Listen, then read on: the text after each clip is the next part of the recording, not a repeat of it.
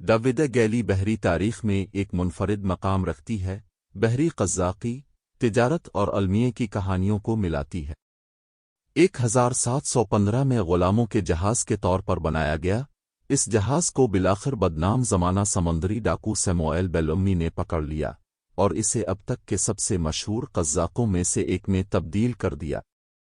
تاہم، قزاقوں کے جہاز کے طور پر اس کا کیریئر قلیل المدت رہا، کیونکہ 1717 میں کیپ کوڈ، میساچوسٹس کے ساحل پر واگیلی ایک پرتشدد طوفان میں ڈوبتے ہوئے اپنی موت سے ہمکنار ہوئی۔ اس کا ملبہ 2 صدیوں سے دریافت نہیں ہوا، یہاں تک کہ 1984 میں زیر آب ایکسپلورر بیری کلفورڈ نے اسے دوبارہ دریافت کیا۔ ڈیوڈ گیلی کی کہانی تجارت، بحری قزاقی اور بلند سمندروں پر انسانی جدوجہد کے پیچیدہ چوراہوں کو گھیرے ہوئے ہے۔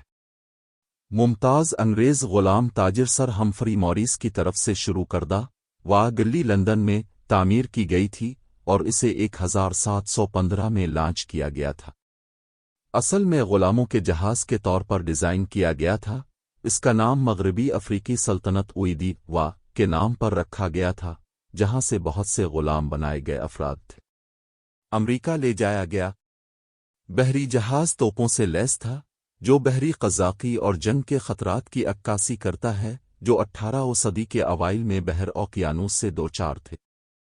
فروری 1717 میں واگیلی ایک انگریز سمندری ڈاکو سیموئیل بیلومی کے ہاتھ لگ گئی، جسے بلیک سام کہا جاتا ہے۔ بیلومی اور اس کے عملے نے جہاز کو جمیکا کے ساحل سے پکڑ لیا اور اسے قزاقوں کے اپنے بیڑے میں شامل کیا۔ اپنے جمہوری قائدانہ انداز اور قیدیوں کو نقصان پہنچانے میں ہچکچاہٹ کے لیے مشہور، بیلومی جلد ہی سمندری ڈاکوؤں کی ایک افسانوی شخصیت بن گئے۔ اس کی کمان میں، واگیلی نے ایک مختصر لیکن منافع بخش کیریئر کا آغاز ایک سمندری ڈاکو جہاز کے طور پر کیا، جس نے شمالی امریکا کے مشرقی سمندری حدود کے ساتھ تجارتی جہازوں پر چھاپا مارا۔ بحری قزاقوں کے جہاز کے طور پر اپنی کامیابی کے باوجود، 26 اپریل 1717 کی طوفانی رات کو واگیلی کی قسمت پر مہر لگ گئی۔ کیپ کوڈ کے ساحل سے دور ایک پرتشدد نورسٹر میں پھنس جانے کے بعد، جہاز کی بنیاد پڑی اور ڈوب گئی، اور اپنے ساتھ بیلومی، زیادہ تر اس کے عملے کی، اور وہ وسیع دولت جو انہوں نے قزاقی کے ذریعے اکٹھی کی تھی۔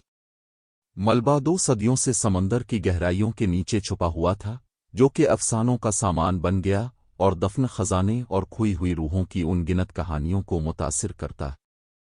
1984 میں، بیری کلفورڈ اور ان کی زیر آب آثار قدیمہ کے ماہرین کی ٹیم نے آخر کار واگیلی کو دوبارہ دریافت کیا۔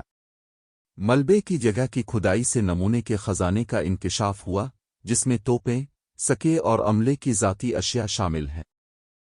اس دریافت نے قزاقوں کی زندگیوں اور بحری قزاقی کے سنہری دور کے دوران سمندر میں زندگی کی تلخ حقیقتوں پر نئی روشنی ڈالی۔ واگیلی کا ڈوبنا دریافت اور نوآبادیات کے دور میں ملاحوں کو درپیش خطرات کی ایک پرجوش یاد دہانی کا کام کرتا ہے۔ ایک غلام جہاز کے طور پر اس کی ابتدا سے لے کر سمندری ڈاکو کے جہاز میں تبدیل ہونے تک، واگیلی کی کہانی ابتدائی جدید دور میں سمندری تجارت کی پیچیدہ اور اکثر وحشیانہ حقیقتوں کی عکاسی کرتی ہے۔ اس کی دریافت اور کھدائی نے بحری قزاقی کی تاریخ اور دولت اور مہم جوئی کی تلاش میں سمندروں میں سفر کرنے والوں کی زندگیوں کے بارے میں انمول بصیرت فراہم کی۔ آج، واگیلی تاریخ دانوں، ماہرین آثار قدیمہ اور شائقین کے تخیلات کو مسحور کر رہی ہے۔ اس کے نمونے دنیا بھر کے عجائب گھروں میں رکھے گئے ہیں، جو گزرے ہوئے دور کی ٹھوس یاد دہانی کے طور پر کام کرتے ہیں۔ ڈیوڈ گیلی کی کہانی ہمیں سمندر کے پائیدار رغبت اور ان لوگوں کے ناقابل تسخیر جذبے کی یاد دلاتی ہے جنہوں نے اس کی گہرائیوں کو تلاش کرنے کی ہمت کی، چاہے وہ تاجر، بحری قزاق یا مہم جو ہوں۔